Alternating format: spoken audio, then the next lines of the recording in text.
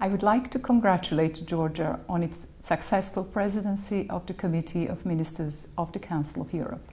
The presidency also coincided with the 20th anniversary of Georgia's accession to our organization, a significant milestone.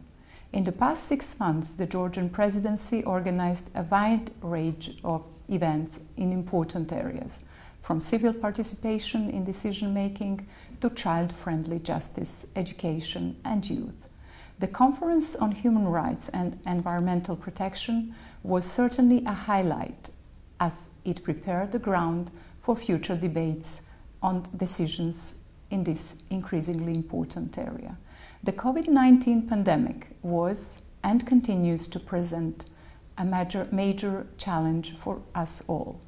The Georgian presidency managed the challenge in a very efficient way and supported new working methods for the organization.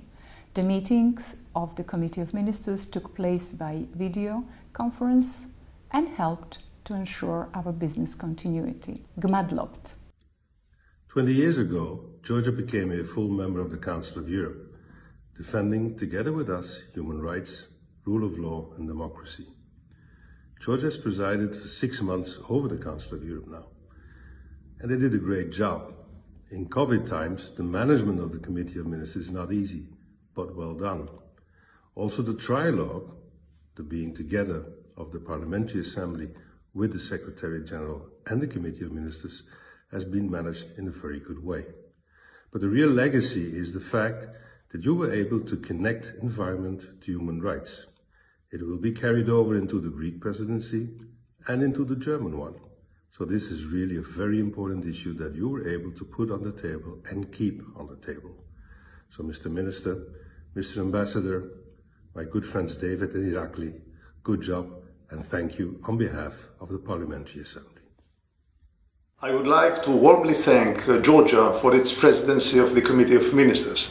I would like to particularly thank the President of the Committee of Ministers, Minister Zalkalyani, and the permanent representative, Ambassador Irakli Giviashvili, for their contribution to the functioning of the Committee of Ministers during this very difficult period.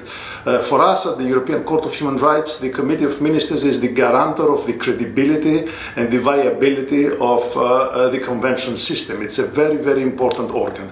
And also we are very much in favor of your initiatives concerning the environment. I have participated myself in the big conference you have organized on the 27th of February on environment and human rights, and also this week, more recently, another e-conference on children's friendly justice.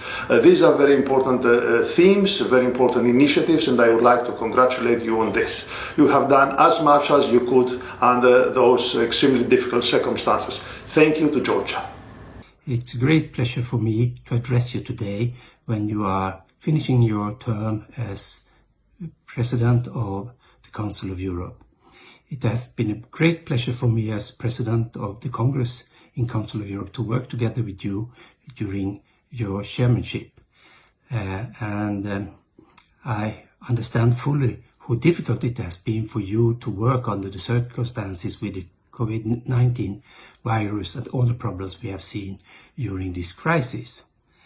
But you have managed to do very good work, and I'm very happy that I also had the possibility in February to make an official visit to Georgia and Tbilisi and meet with young people discussing the future of Europe, the future of Georgia, and also met with many ministers, the Deputy Prime Minister. I met with mayors, I met with the mayor of Tbilisi, and I also had the opportunity to discuss with the leadership of the association in Georgia on local and regional authorities. And I must say that this visit was very important for me also to understand the difficulties that Georgia is facing in the situation they have around the country. I also want to say that I'm very pleased that you are following up the decentralization process, that you are working with recommendations from the Congress, that you are taking that on board, and that you are following the work that the Congress has done in the monitoring activities and the post-monitoring activities in your country during the last years. I'm very grateful for that. I'm also very grateful for the work that the Georgian delegation in the Congress do to participate and to contribute in the work of the Congress. I'm very grateful for that. I hope that I soon have the possibility to come back to your fantastic country with great hospitality, with the nice and kindly people that I met during my visit, and I look forward to work together with you, and I wish you all success in the future for the country of Georgia. Dear Georgian friends, your presidency is coming to an end, and I'd like sincerely to congratulate you for your efforts, for your achievements on behalf of the European Union. A great deal of your presidency went through unusual circumstances of COVID crisis, and you managed to have a strong leadership and underline how important it is to respect human rights, democracy and rule of law under all circumstances. This is very much aligned with the position of the European Union, and I'm glad that through your presidency we have a declaration in support of these values and the way we carry out them during these special and unusual circumstances of COVID. A great achievement was also to put a strong emphasis on environment and human rights, and also to find a solution for the complementary procedure when there are problems with one or another member states within the Council of Europe. Thank you very much for your leadership, and we will continue our work together.